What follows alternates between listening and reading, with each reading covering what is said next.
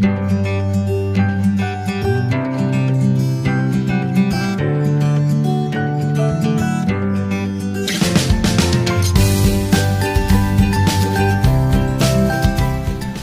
datang kembali adik-adik di channel Yuk Belajar IPA bersama Kak Rizal. Pada video kali ini Kak Rizal akan membahas materi yang ada di kelas 7 SMP atau MTS. Di sini bab 1 terkait dengan objek IPA dan pengamatannya.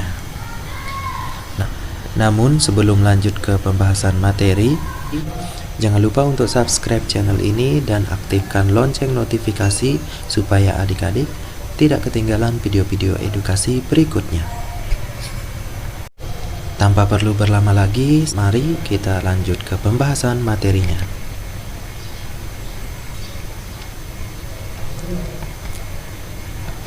Nah, pada poin pertama di sini kita akan bahas terkait dengan objek IPA. Nah, sebelum masuk ke objek IPA-nya, terlebih dahulu kita harus ketahui definisi dari IPA itu. IPA atau ilmu pengetahuan alam adalah ilmu yang mempelajari tentang segala sesuatu yang berada di alam. Nah, ini adalah definisi atau pengertian dari IPA itu tersendiri. Kemudian kalau ditanya untuk objek IPA berarti segala benda yang ada di alam dan interaksinya satu sama lain.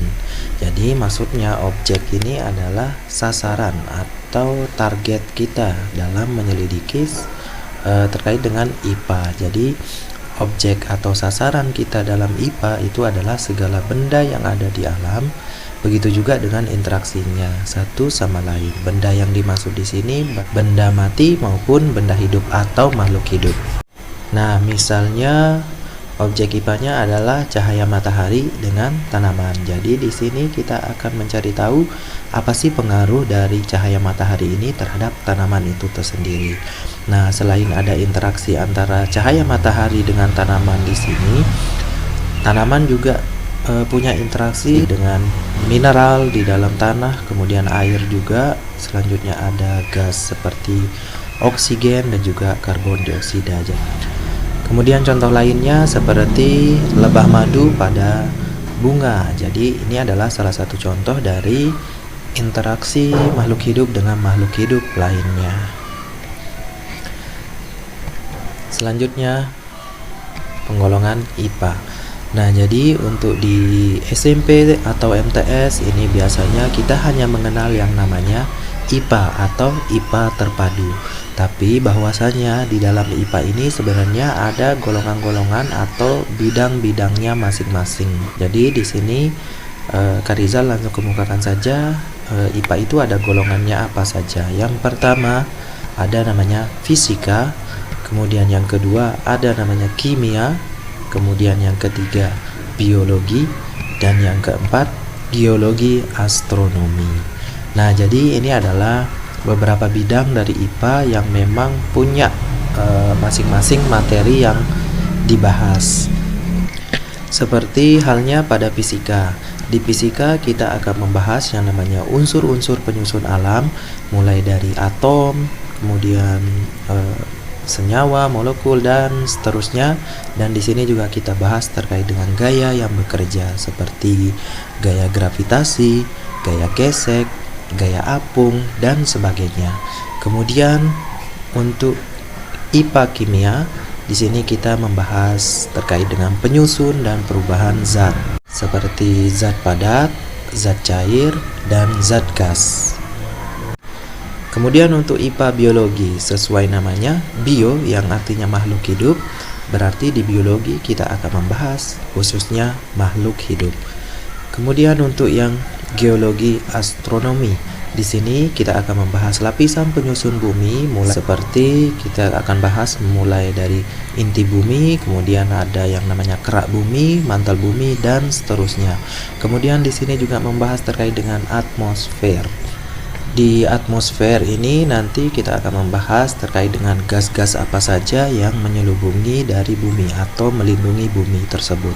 Kemudian yang terakhir ada antariksa, di mana di sini yang akan kita bahas adalah luar angkasa ya. seperti planet-planet, kemudian bulan, bintang, matahari, meteor, dan sebagainya. Seperti itu ya adik-adik. Next, kita lanjut ke pembahasan berikutnya terkait dengan penyelidikan IPA. Nah, terkait dengan penyelidikan, jadi ketika kita melakukan suatu penyelidikan berarti kita harus punya yang namanya langkah-langkahnya. Begitu juga yang ada pada penyelidikan IPA ini. Jadi, Kak Rizal akan kemukakan langkah-langkah dalam penyelidikan IPA. Langkah pertama yang harus kita lakukan ketika kita menyelidiki suatu objek IPA adalah yang pertama, pengamatan. Dalam melakukan suatu pengamatan, di sini kita menggunakan yang namanya panca indera, contohnya mata untuk melihat. Nah, tujuan dari kita melakukan suatu pengamatan ini adalah untuk mengumpulkan data dan juga informasi dari apa yang kita teliti. Kemudian setelah kita menemukan yang namanya data dan juga informasi, selanjutnya kita membuat yang namanya inferensi. Inferensi ini maksudnya adalah kesimpulannya. Yang kedua, ini kita merumuskan yang namanya penjelasan dan membuat perkiraan sehingga terjadilah rumusan simpulan atau kesimpulan yang memang sudah kita buat dari data dan informasi yang sudah dikumpulkan. Setelah kita membuat suatu rumusan atau kesimpulan, maka yang terakhir kita lakukan adalah mengomunikasikan. Nah, dalam mengkomunikasikan ini kita bisa mengkomunikasikannya baik secara lisan maupun secara tulisan. Seperti kita mengomunikasikannya melalui sebuah tabel,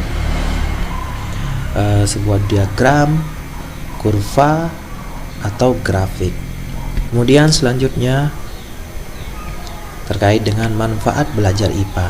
Nah, tentunya yang namanya belajar pasti punya manfaatnya masing-masing itu.